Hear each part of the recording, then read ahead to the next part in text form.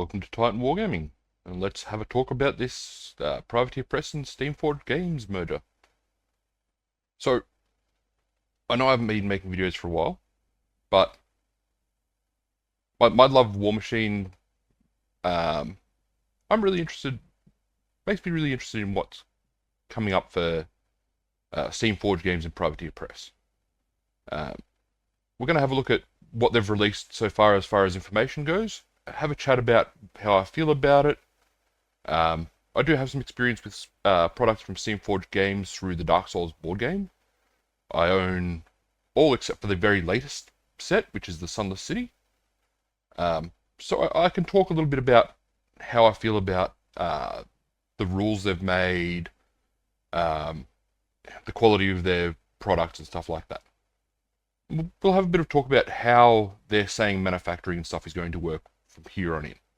But to get things started, they've released part one of what their vision is for Warmachine moving forward. And that's where we're going to start today.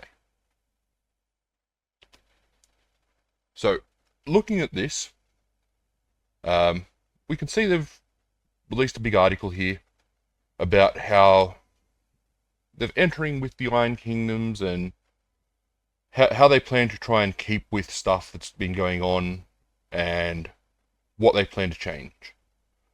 And the first big thing is, for Warmachine, they talk about strengthening the supply chain. This has been quite a big issue for Warmachine in general since Mark IV dropped.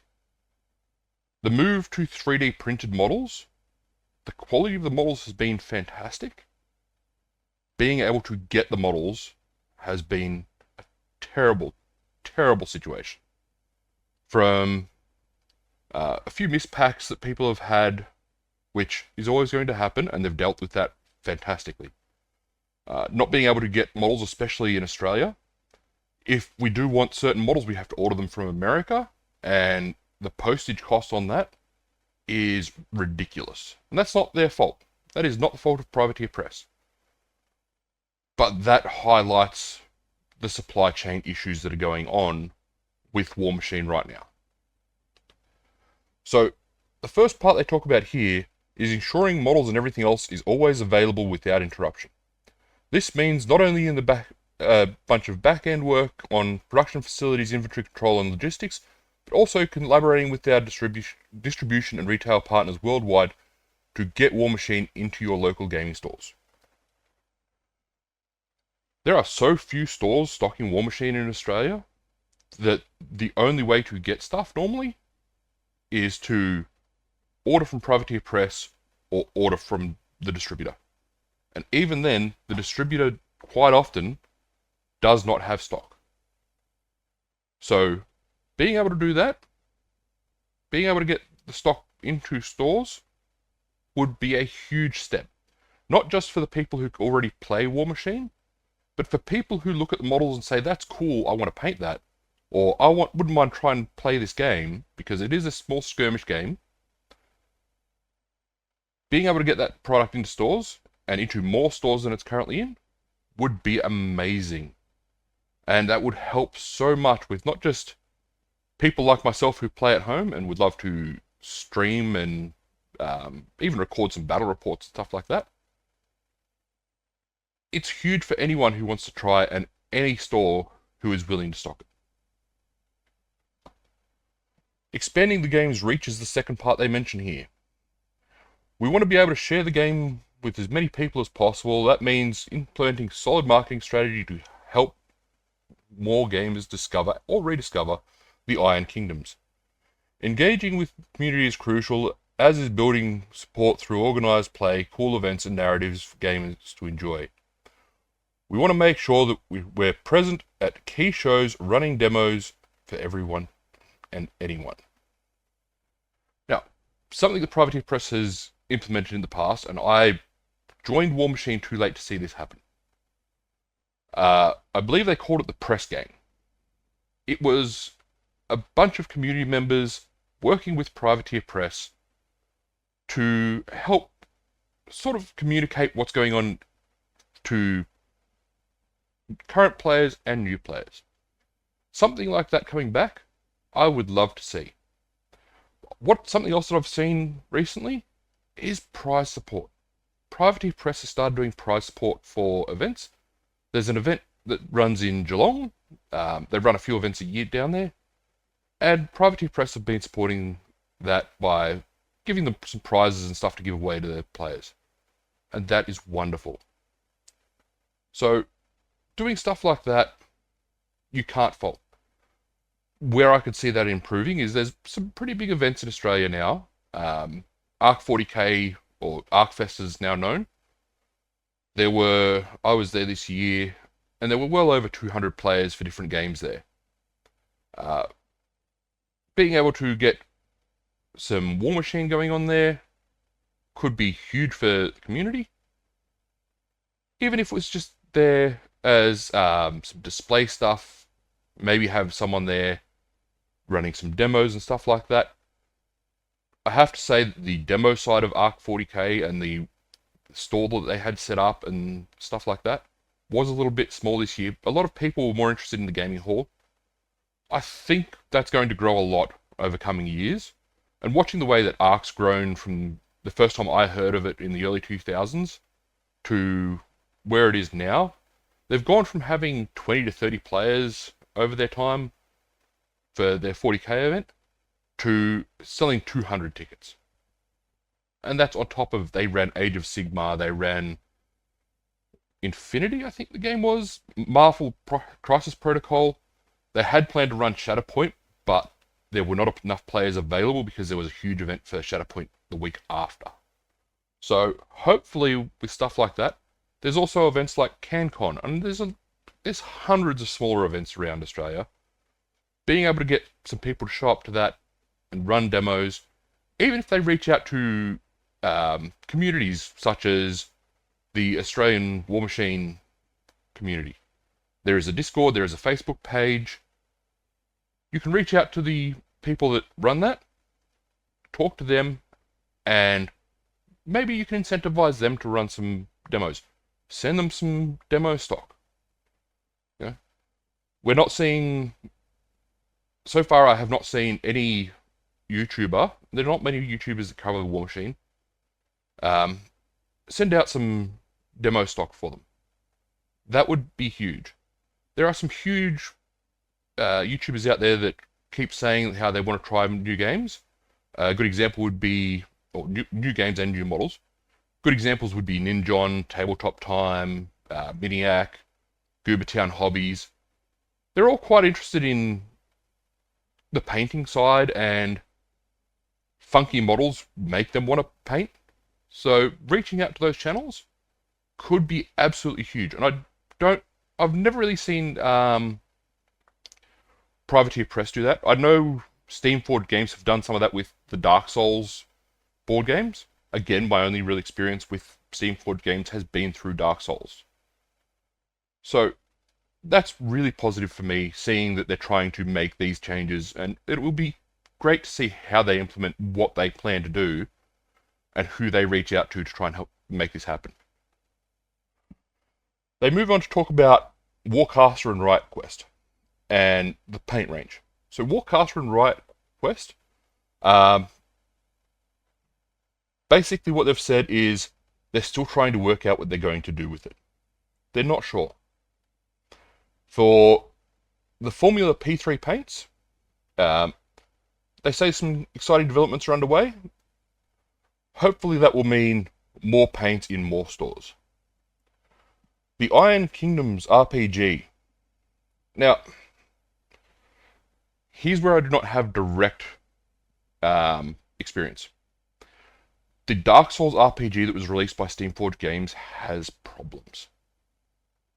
One of the glaring problems is that your starting equipment for your character is based off your starting class.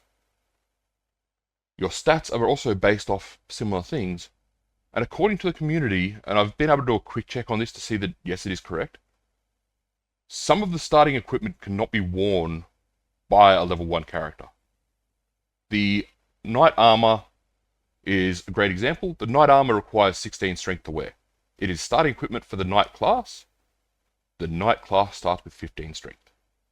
So they cannot equip it starting. And last time I checked, about 3 weeks ago, there was still not an FAQ for this to fix it. So that sort of stuff needs to be dealt with. Steamforged games in general have been a little lax on erratas and FAQs in the past. Hopefully, this will give them a nice kick up the bum to get stuff fixed.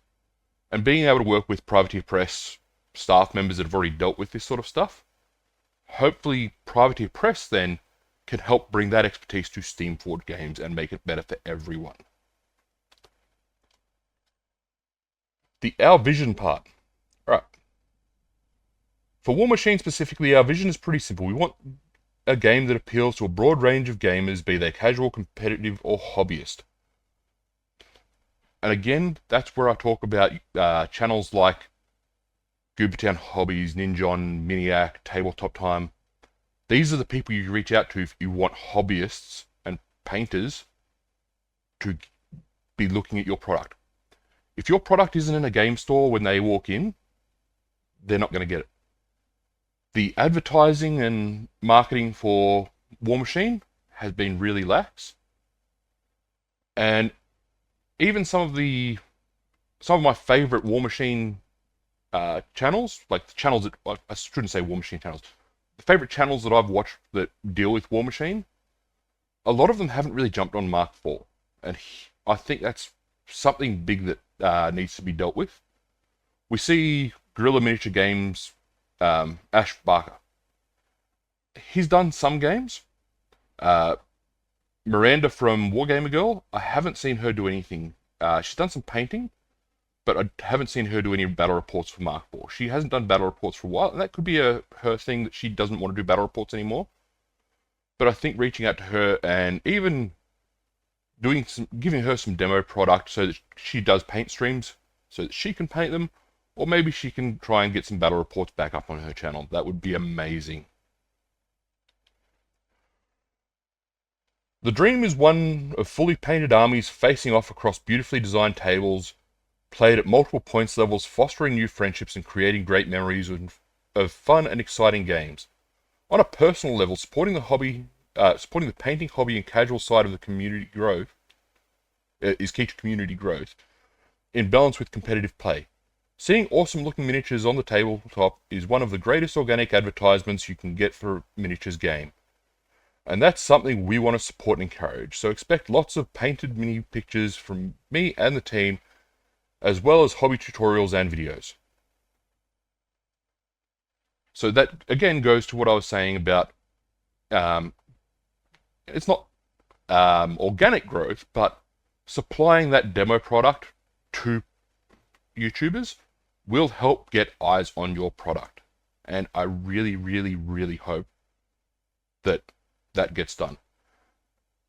With the launch of Mark IV, they did give, Privateer Press did give some models to Angel Heraldez, I think his name is. I'm probably butchering that. I've only ever seen it in text. I haven't watched his videos.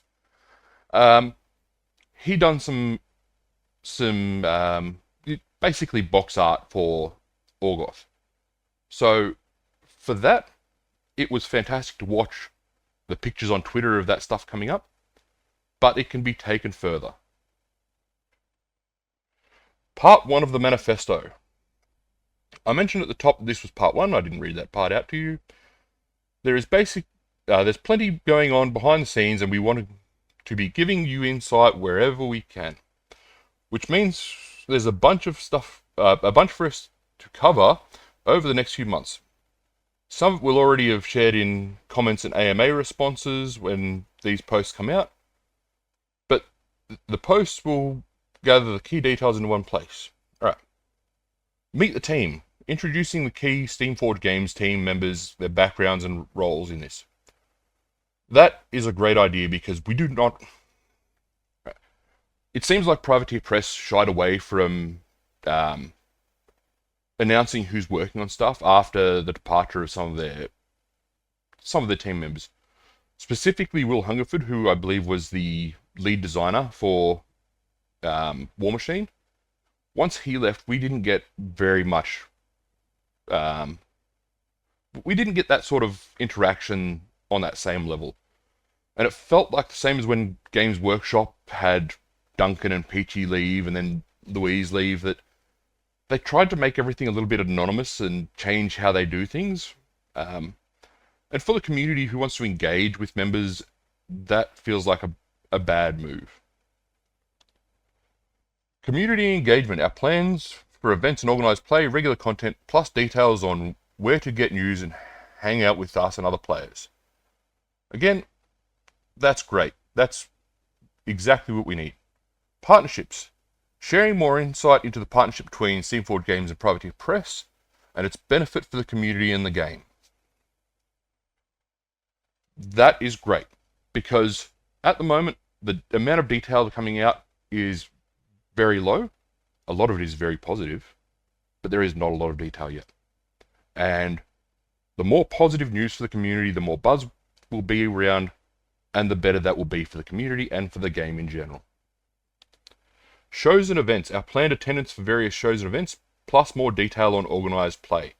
So that goes back to showing up to events, and not just events in America or Europe. There's a lot more to the world than America and Europe, and Australia might only be a small market, but we don't get to see any of that sort of stuff here. Commercial plans, plans around distribution and retail, what the supply chain looks like and how we're changing it, more information on Legacy Unlimited and organised play, and more details on miniature production. So, the miniature production thing at the moment has been... We know what's going on, that it's being 3D printed. We're getting a lot of previews and stuff as stuff's getting close to being finished. And to Privateer Press's credit, we're seeing that stuff with a decent amount of lead up before the product is released. It's not, we're releasing a preview Friday and pre-order goes up Saturday. We are seeing lots of time between those, which gives time for the community to hype things. Especially one of the favourite ones I've seen was the Khador Bison. And the way the community reacted to that, I loved watching the community react to that. I loved watching the community react to the Orgoth previews when they first came out. I loved watching the previews for Dusk. Continue that. It's fantastic. People love it. Manufacturing, demystifying the pipeline, taking a close look at the manufacturing process and highlighting the key quality markers that we'll be tracking and improving. Now, like I said, I've had experience with Steamforged games and their physical products before. Some of them are not fantastic. And again, this is where I think they can learn from Privateer Press rather than Privateer Press learning from them. And I have an example on my desk here. This is mostly the Gaping Dragon from Dark Souls. This is, I think, the first time I saw Steamforged games do a multi-part model. And my God, have they got a lot to learn. At this point in their manufacturing process, they had a lot to learn. The idea was that the tail, the joints for the arms and the wings were all supposed to slot together, but in some cases there were 5mm, that's quarter-inch gaps between the torso and the actual design of the wing. Mold lines were terrible. This is a softer plastic. They talk later on about using hard plastic, which is similar to what, I believe, similar to what was being used for Warmachine for Mark III. Roadmap. Finally, we're sharing a high-level roadmap including plans and timelines for the future. Again, I love to see stuff like that. Here is the part that is really cool for me. A new 2-player starter set. Previously, Privateer Press had done 2-player starter sets for their editions. I did not get to buy any of them because they were already out of stock by the time I started, because I didn't start playing Warmachine until 2020. That was my pandemic project. So, for me, as someone who is still relatively new, I don't have that many games under my belt, especially not for Mark IV. A 2-player starter set is a great idea. I also, on a more personal level, The fact that it is an army that I already have, because I started some Storm Legion stuff with Mark IV, and an army that a friend has because he wants to do Khador, that is great for me, and it is great for new players. In the announcement, we shared a tease of some brand new models for Signar, Storm Legion, and Khador Winter Corps. These models will feature in a 2-player command starter set planned for release later this year. More details on gameplay and story will follow. But here's what I can share right now without getting murdered by marketing. This 2-player starter set will be manufactured in hard plastic known as HIPS. Because it's 2 players, the set includes 2 warcasters, 2 character jacks, 2 character solos, 2 character units, and terrain all in one box, proving an ideal entry point into Warmachine. Now, the hard plastic, if that is similar to what they've done in the past for Warmachine, that could be great. If it keeps the sort of detail that we've seen already in the Mark IV product, fantastic. One of the things that I think Privateer missed a lot, and I don't know if it was just they had to throw something together quickly or not, the Gen Con starter boxes were released before the official release of Mark IV, where you had 2 jacks and a caster. That caster could not actually be run in a small game. They missed that rule. I believe it was Scout Leader or something. I don't remember the name of the rule. Basically, it meant that you couldn't run them in a small game. You had to use the caster that came in the big box set to run a small game. So, if they're going to do this, if they're going to commit to doing a 2-player starter set, they need to make sure that, rules-wise, they have that keyword that they can be running a low-point game. Now, for the plastic itself and the models, they need to keep, in my opinion, the same magnetization that is already being used for jacks. They need to make sure that all of the connections and stuff are very similar. And just so that players can swap out and have fun with what they're getting in the box. I could understand sort of if they say the character jacks are only going to have one loadout, but I would love to see them have 2 or 3 items for at least one arm, 1 or 2 heads, and 1 or 2 options for the other arm. Like I said, I can understand if they don't, because it is a starter set.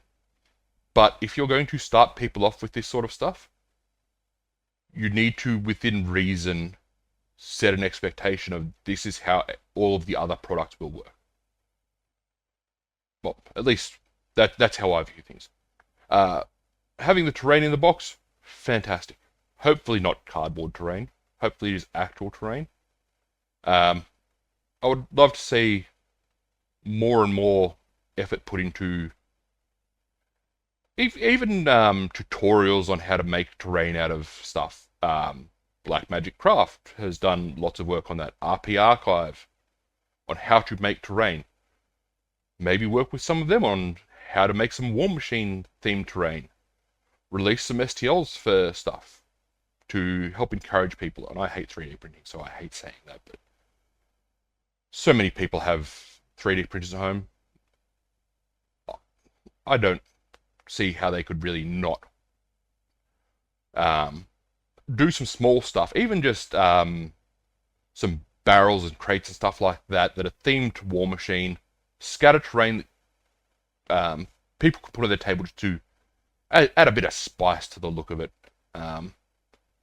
Doesn't have to be they're spending hundreds of hours on one piece just to give it away, but getting some would be a nice way to encourage people.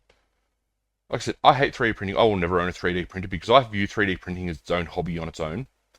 It is a hobby on its own that is related to wargaming because you can use it for wargaming. In the same way that terrain making, you don't need to make terrain on your own to play wargaming. You just need to be able to access terrain. Um, you know, some people build their terrain for D&D and go, oh, I can use this for Warmachine, or they build stuff for another game and go, well, that's close enough. Being able to throw some free 3D printed stuff to the people that own printers would I think build a lot of goodwill among those people. So what's next? Separate from the manifesto, key update will go live on the website when the website transition is done. Now, at this point, they're talking about the website transition. So for around a week, the Privateer Press website was down, I believe. I believe it was around a week. I didn't pay attention when it first dropped. I've also recently had issues with Steamforged Games website not showing some of the product, especially for the Dark Souls board game, which I've been looking at to make sure that I have all of the sets that have been released. And I was checking at the time, there was a set that I didn't have until recently. I was checking to see if it was back in stock on the website, on their website, because I couldn't find it anywhere else other than eBay. In the end, I went with an eBay purchase, but it would have been nice to be able to check their website and see what was going on. Hopefully over the next couple of weeks we see all the websites come back online. I believe currently Privateer Press is not accepting any orders. They are doing some parts replacements for mispacks, etc. So hopefully all of that comes back online soon. Moving forward with Warmachine, as a closing note, as some of you might have noticed, we've moved away from the Mark IV tag for Warmachine. Going forward, we'll simply be calling it Warmachine. This isn't to change to rules or gameplay, but it is a clear directional change that will benefit the game in the future. Warmachine has been through a lot of additions, and these additions have become the focus. With this change, we're returning focus to the game as a whole, the Iron Kingdoms, and its evolving storyline. They go on to do some FAQs, clarifying that they're staying on the current edition. It's going to cause some delays and stuff like that. Are you leaving direct resin? You can come through and read this sort of stuff. As a whole, I think all of the changes will be positive. I don't see this being a bad thing for anyone in the community. I don't see it being a bad thing for the game as a whole. If they keep with Privateer Press's quality, then I think things are going to be quite good. Steamforged Games, like I said, they've had some hits and misses that I've seen before, but they are a company that knows how to get product on shelves. They're a product that knows how to get the word out, and that is only going to be a good thing. We will, of course, see, there's always some doom and gloom about stuff like this, and I've seen a little bit of it, and I try to ignore it as much as I can. But going forward, things look pretty damn good. Until next time, have a good one.